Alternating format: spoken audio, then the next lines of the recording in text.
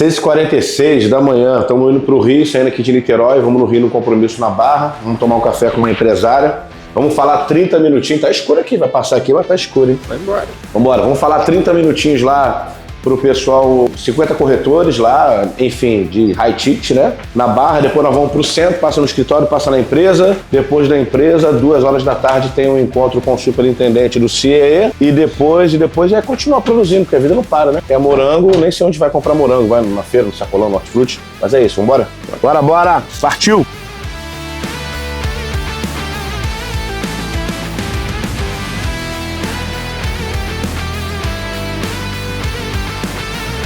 É máquina de execução.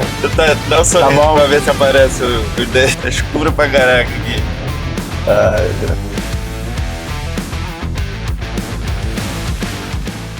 Você vai na padaria? Ir na padaria, no banheiro primeiro. Ir na padaria também tomar um café, mas vou deixar pra tomar um café lá, mas vou achar um banheiro. Vou preparar aqui os pontos da palestra, que é daqui a meia hora, 40 minutos. Tudo bom? Olá, bom dia. Sentar. Tá me ouvindo? Pra mim tá tudo tranquilo, que eu já falo alto mesmo, com microfone, sem microfone. Meio à frente e era necessário, óbvio, atravessar na passarela. Mas, como eu sempre fui um cara, ninguém me colocou como líder, mas eu sempre tomei à frente das situações, dos ambientes que eu estava. Eu decidi descer ali 1,5 km antes, porque ficava de frente da entrada desse bairro, onde a gente poderia, com mais tranquilidade, teoricamente, quase 11 horas da noite, menor fluxo de carro, atravessar aquela rodovia. Então, gravem isso. Eu optei, ninguém me colocou na liderança, mas eu optei liderar, ser a voz que ia falar e tomei a decisão, por análise, que não teria problema de atravessar aquela rodovia 1,5 km antes da passarela, ok? E assim nós fizemos. Eu peguei uma senhora de mais de 70 anos, dei o braço para essa senhora e falei, a senhora está sobre minha responsabilidade aqui, e não olhei ao redor. Fui atravessar a rodovia. Ocorre que era uma via de mão dupla, óbvio, uma mão para ir, outra para voltar, no meio um canteiro central com alambrado e um único espaço naquele alambrado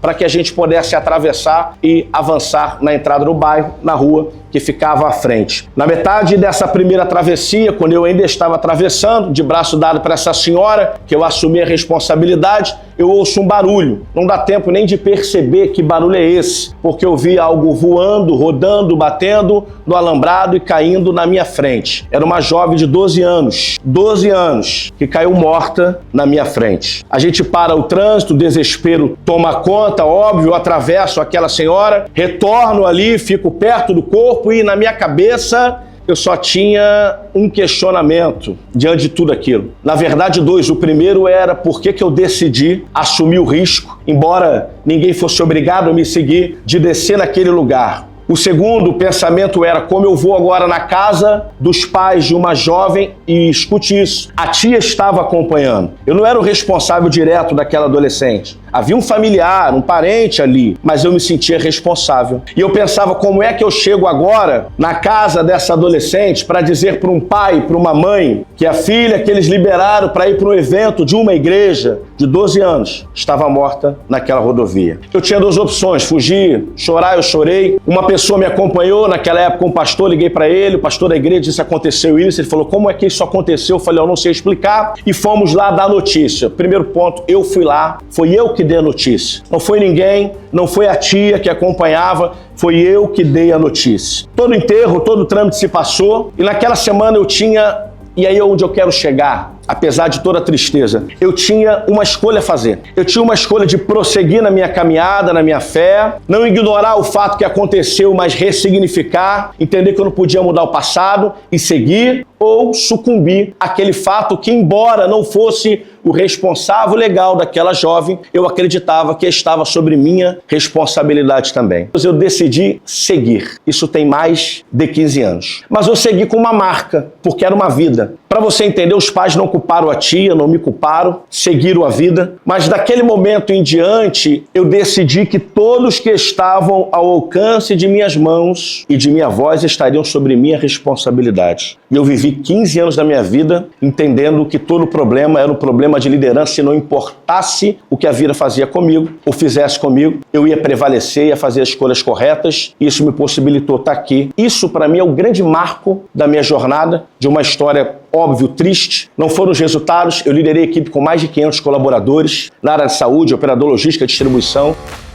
Diga comigo, autônomo, sem método, vira refém do humor do dia. Acorda legal faz, acorda mais ou menos não faz. Tem sempre uma desculpa para interpretar o fracasso, mas nunca olhando para a rotina, porque o que sustenta, irmão, o resultado é rotina, é rito, é disciplina. Estabelecer uma visão é ótimo e a visão já trouxeram para vocês, mas o que vai realizar essa visão é a rotina, o que você faz quando ninguém está vendo. E se você não assume compromisso com a própria história, com o próprio destino, quem é que vai assumir esse compromisso por você?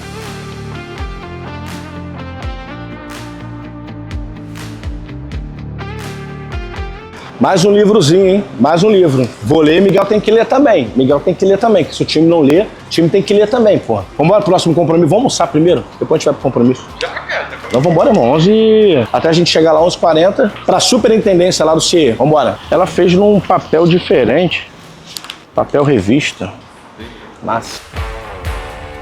Estamos indo almoçar. A gente tava lá agora com o pessoal que é de corretora, né? E, caramba, olha o caminhão. Isso aqui é Rio de Janeiro, ó, real, tá? Olha lá, passando lá fora. Linda Brasil, saímos lá da Barra da Tijuca, em direção ao centro do Rio, onde fica a nossa empresa, o próximo compromisso. E a gente falou para um grupo de corretores, high ticket, alto padrão, imóvel de alto padrão. Ou seja, então não é qualquer tipo de profissional, é um profissional que atua com alto padrão. Qual é a grande dificuldade desse setor? Na verdade, é a retenção. Esse turnover é muito alto, né? É engraçado a gente falar de turnover, porque turnover geralmente a gente associa a empresas que trabalham com vínculo empregatício, CLT, etc. E ali no caso, os corretores, eles são associados, né? Então eles são, o conceito que a gente trabalhou, que eles são uma empresa dentro de outra empresa. E se é uma empresa, tem que ter rotina de empresa, tem que ter construção de marca como uma empresa, tem que entender que eles são o principal ativo dessa organização. Então tudo isso a gente trabalhou o conceito com eles, com o objetivo agora de estudar uma proposta para ajudar essa organização na retenção desses profissionais. Lembrando que o fator dificultador é que eles não possuem vínculo empregatício. Então isso dificulta essa jornada. Mas mais do que nunca, todo problema é um problema de liderança nesse caso, porque mais do que nunca, como a gente sabe que nas empresas, de maneira geral, a maioria, mais de 70%, 80%, se desvincula do líder, da linha ascendência direta, não da organização da empresa, então ele se desliga do líder antes de se desligar da empresa. Nesse caso, mais ainda, porque como não há subordinação moral, como é que ela vai reverter ou diminuir esse turnover, essa rotatividade de profissionais que não possuem vínculo empregatício? Investindo na liderança, porque a retenção vai estar diretamente ligada, proporcionalmente, à capacidade da liderança, de entender os cenários, de ler as pessoas, de gerar vínculo / engajamento, de aumentar a energia, a motivação, de fazer produzir mais em menor espaço de tempo, com uma entrega de qualidade, entendendo que eles não possuem vínculo empregatício, logo não tem subordinação financeira. Onde vai entrar? A subordinação psicológica. É como um filho que quando faz 18, 20 anos, começa a trabalhar e aí perde a subordinação financeira, mas ainda morando com os pais, começa a querer fazer da maneira dele. Por exemplo, enquanto está na casa dos pais, não vai funcionar. Os pais só conseguem segurar se tiver a subordinação psicológica, ok? Mas depois de um tempo, essa subordinação psicológica também vai se desgastando, se perdendo, caso os pais não tenham construído vínculo, não tenham liderado de verdade esse filho. Então ali é a mesma coisa, não tem subordinação financeira, vai ter que reger pela subordinação psicológica, mas ninguém se subordina psicologicamente a quem não admira, a quem, enfim, é aí todo o problema de liderança, vamos trabalhar nisso. É isso, de maneira geral, tá? Mercado geral. Só isso. Só essa parada, só essa dica aí de guru da internet. Chegou? Pô, parece que chegamos aonde, meu irmão? Que a jornada nunca para, né? Chegamos aonde? Na próxima parada, né? Aí já voltou, foi lá no CIE, não deu pra gravar lá dentro, como é que foi? Então, fui recebido pela assessoria executiva lá, do superintendente, me tratou super bem, mostrou toda a infraestrutura, falou basicamente dos programas que ele tem e da importância de trazer o empresariado para perto do CIE. A gente sabe que, por força de lei, o empresário acima de X funcionários, dependendo da estrutura, precisa ter um percentual no seu quadro de jovens aprendizes. Porém, o objetivo do CIE é trazer o empresariado, como eu disse, para perto, para mostrar as vantagens que se tem também, todo o trabalho que eles têm, sensacional. E ficamos de alinhar não só a gravação com a superintendência, mas também um evento em parceria. Então, breve tem um evento em parceria com o CIE na estrutura do CIE para empresários e gestores. Vamos para frente, é isso. Não pode parar não, pô. Sem conversa fiada, hein? Agora fala desse desafio lá de empregar jovens, que eles lidam muito com isso, né? Então, até fiz uma colocação para eles que alguns dos nossos parceiros estão tendo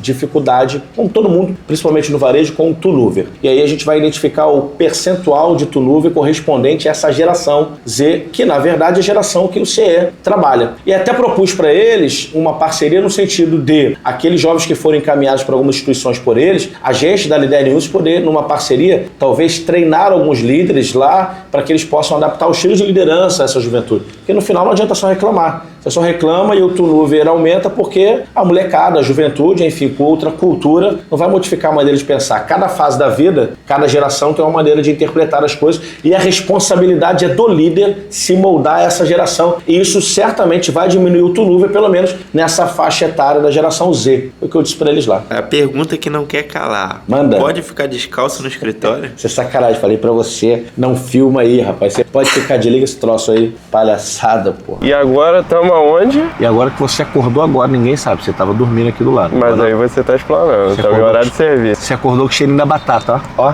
Oh, Mac. veja se não é, né? Eu andei muito tempo, sempre fui muito amigo do João Branco, né? Que foi CMO do... Sério, cara? Não, brincadeira. Eu vou fazer a piada chegar, vou pedir um Macfish. Voltou já. Ah, não, acabou. Sempre foi amigo dele. Vamos comer agora, pode desligar aí. De hoje é só ter que fazer o que no canal? Fazer o quê? Fazer o que no canal? Se inscrever? Isso aí, você vai pra onde? YouTube. Que isso, Você tá falando cara? do Brasil todo. Já temos YouTube! Lidere o seu destino. Todo problema de liderança. Bora.